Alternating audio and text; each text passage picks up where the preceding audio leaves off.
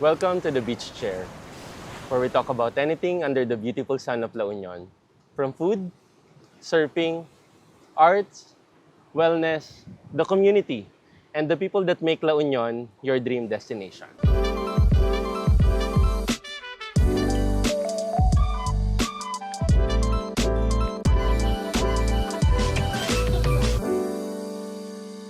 Okay, so today we're very lucky to have a health coach, fitness trainer guest. So everyone meet Celine Where Encarnacion. do I Hi, go? Celine. Hi, hello. Mwah. Thank you for Okay, welcome, having welcome. me. Okay, so Yay! let's go straight to the discussion. When you say Yes. health coach, fitness trainer, do you own a Yes. gym or well? So, I I teach online. So I Okay, okay. have private classes one-on-one, and I also do small group classes, which I just recently launched in January. Okay. Parang I used to be employed by several fitness studios in Metro Manila.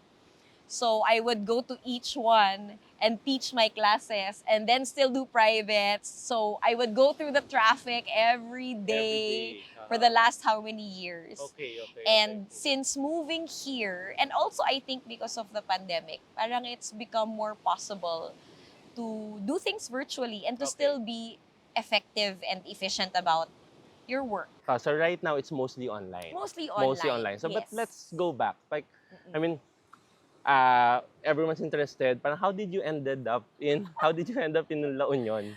Um, I think it was at the parang it the lockdown started easing up. Okay. Mhm. That was 2021 of like June, July, August.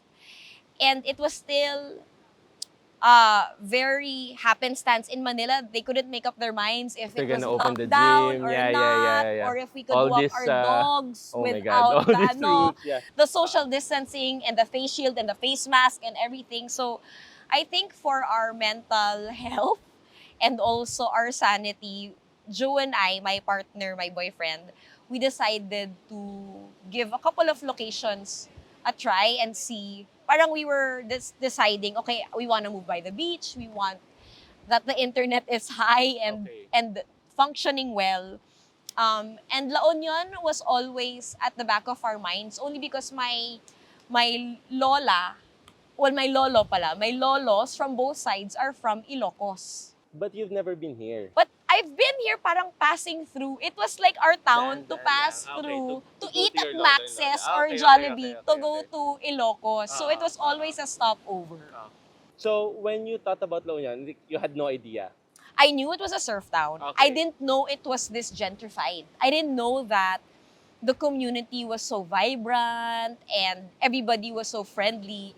And in fact, we're one among several of Manileños and Manileñas who just set shop here. Okay. Because the quality of life, you can't compare. Like, being stuck in Manila and having to fix and assemble your schedule depending on the traffic or the coding scheme. Versus here, everything is so accessible. I mean, there's Lazada or Shopee Yeah. online anyway. And then everything is 5 to 10 minutes away. So it's just so accessible. And even the Wi-Fi is so efficient and effective here. And it's even quicker than my hotspot and Wi-Fi in Manila. So we decided to give it a shot. We were here for about a month. We tried to scout out locations just to see, no, parang, do we Places fit to this stay. place? Okay, Or okay. do we like the food? Do we like the people? Kasi we feel so like Of out course, of place at the start. And then we started, planting roots, like going to the gym at proper, meeting you. And then it just opened up a lot more doors and opportunities for us to meet. And even the beach in itself is Just kind of like being a at the meeting beach, spot yeah. because we have dogs, diba? And as you know, these dogs have a mind and character of their own. So they'll really mingle with the other dogs. And it's So so it's really nice. the community Oo, that it's made really you mostly stay. the community. Would you say that the community? Yeah, I think it's really the community, and basically I feel like it's the like-mindedness of people who want to live a life well lived. And those who stayed. Yes, Even if oo. everything is up in Manila and then Correct. finally you can go out again. Yeah, even now, and all I hear is like, oh my God, it's so traffic again. Like, whenever we go to Manila, it's usually for a family gathering or something Your important. non-negotiables. Your Non-negotiable, non-negotiables, yeah. visa, whatever. Yeah.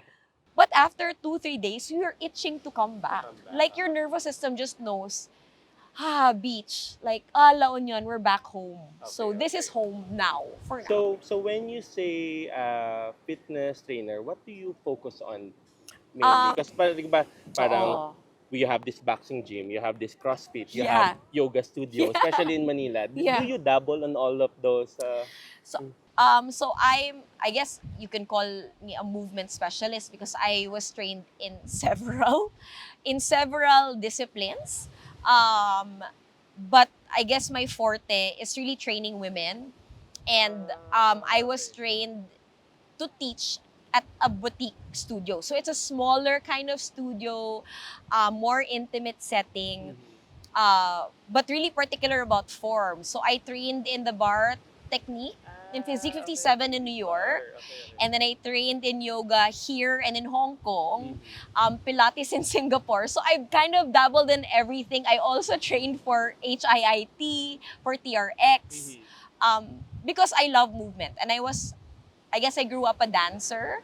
So it's always been in my body to parang know to move, and for it to be a part of my lifestyle. And I think that a lot of people forget that it can be a part of theirs as well. So I want to, especially with my group classes, SWC, I want to make movement as accessible to any and every body. Most of the clients are in Manila.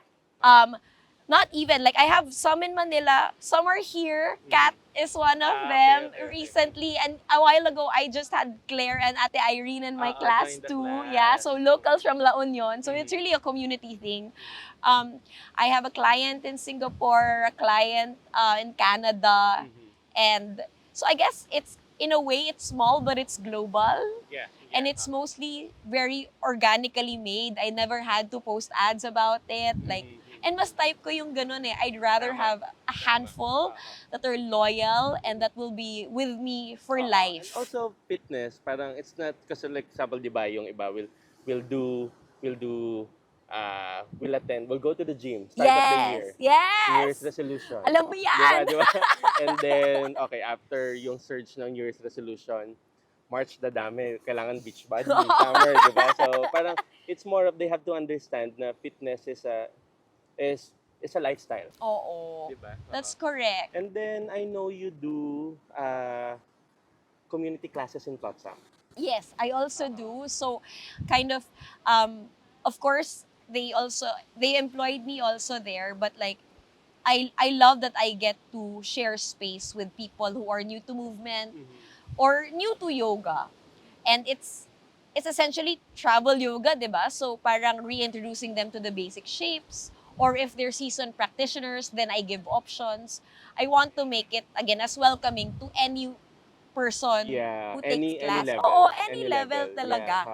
And just to say that you can do this too. This can be a part of your lifestyle, can be a part of your everyday, and that it doesn't have to be so intimidating. It doesn't have to be the perfect And it's free, form. right? Yes, like it's very giving back to free. the community. Correct, Yeah, correct. Do you surf, Celine? Do you surf? Have you? Yes, I tried it, especially at the start of our stay here. Unfortunately, I haven't had the chance to, because usually I prefer surfing in the morning because I'm a morning person. But since SWC started, my morning is like really busy Allotted with for your work. clients. Oo. And but by the end of my classes in the morning, I'm really so exhausted and I want to Right. recharge. Right. And I also want to it's the listen to energy. You're myself. giving out energy to these Yeah, people. yeah, 'Cause yeah. I also experience it. Every time you do classes in the morning, diba? Yes. Same thing. I can only function well in Like the morning. we need a nap. Right, Because we have to go out at night. And then, parang kasi a lot of surfers Mm-mm. also do yoga. Yes. So, parang, can you explain to us, like, what's the connection? I think yoga can be seen as, on the one end, yes, it promotes flexibility and mobility, but also I think when you engage the right muscle groups, it gives you strength. And strength training, as you do it as well and you teach it at proper, those are great building blocks to help you reverse the signs of aging. Because as you age, especially for women now, parang our joints, our bones get porous as we age, and we are more prone as women to osteoporosis. So to be able to build bone density and create moves that are functional that you can use to prop up off the board, to swim and paddle out for long periods of time, that takes a lot of training. Right. And so I think it's very complementary to, yes, mobilize, to release, and to give fluid and synovial fluid to all the joints, but also to create strength so you have that foundation to actually go and endure long hours surfing. I would say with any other sport. Yeah, Yeah, it oo. complements. It complements with any Yes, other sport. yes. So you've been mentioning, Celine, na parang you work with women. Yeah. So are there any instances na guys come to you and then ask if they could If get they a can program? take. Ako, admittedly, my forte is really women. Right, And I and you want to wanna be able to stick with that. specialize, Yeah, and yeah. that is my forte. I don't, of course, I studied the anatomy and the biomechanics of men as well when I was taking my CPT. Pero you want to be able to find your niche, and I think I have found my niche and it works for me. Right. And I don't want to force guys to like do something they are not comfortable doing. I can refer them to other coaches if they want to, like, oh, I just want like a CrossFit class. Or go take Rafi's class or go take Flip's class depending Right. on when you're free. Like, ayoko nang angkinin. Like, I don't want to be a jack of all trades and then master of none. You So know? moving to La Union, would you say being a fitness coach, a health trainer, Yeah. is a lucrative? I mean, more than of course, parang uh, the salary or Yes. the amount you get. Yes. Would you think it's sustainable? I think it is, but also it helps that the beach is right there, that I get to recharge on my own time, and that I choose my own hours. Because like you said, I get to schedule my mornings. I know they're full because I schedule them that way. But it gives me that flexibility and freedom of doing what I want in the afternoon and recharging and doing things that help fill my self-love cup again. So I find that there's always going to be a choice of, yes, you can be lucrative, but your life is not well balanced. But also at the same time, it can also be you feel fulfilled doing what you love and still do the things you love, Right. even with yourself, with your partner, with your dog, with your family In a here, or nice your friends. environment to top everything up. Because Yeah. nature heals, let's face it. The beach heals. And that's why I think a lot of Manileños and also locals here, they stay here and they want to keep this their home and they want to keep it clean. There's so many beach cleanups. There's like all these environmental efforts, like the hatcheries here at Alpas and also at Corma.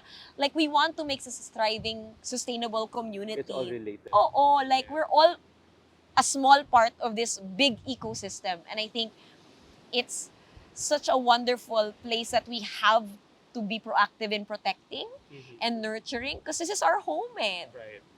It's really a different space here versus Manila. And I want, this is such a gem and a soulful space, and let's keep it that way. Yeah. Okay, thank you so much, Celine, Thank you. for coming in today. I I mean, to know. close it off, any advice to guys? Because parang, of course, I'm pretty sure when you moved here, Yeah. everyone was like, I love your laugh. I Yeah, wanna they move always here. say that. Everyone, They're like, it's such a parang, di ba, at the end of the day, it's not as glamorous as, as it may look on social media, Yes. or it may Correct. sound like Correct. living by the beach. But any advice on guys who wants to move here? I feel like try it for a couple of weeks, see if it's for you, because your story can be different. You might find it great, you might find it not. So try it out first and see if it is the right space for you. But I promise you, when you try it, you'll never want to return. Um, and also, yeah, like, be open to new possibilities, um, and to new opportunities, living away from your comfort zone. Because life really just begins at the end of your comfort Yeah, zone, take the jump, right? just do it. Right. And for some, it might be even scary. It might be even terrifying. It might be even hard. But it's the hard that makes it great. And you'll never know until you take that leap of faith and of faith. Okay. Yeah. Thank you Thank so you much. so Thank you for much. coming in today. Thank you. So I'll see you grateful. out there in the Out beach there. working out. And eating at Yeah, Sabo. yeah. Usually. Thanks for joining us today. Please don't forget to follow and like Alpas La Union on our social media accounts on Facebook, on Instagram. Please come visit Alpas La Union. I'll always reserve a chair for you. So stay tuned on our next episode of The Beach Chair. See you guys.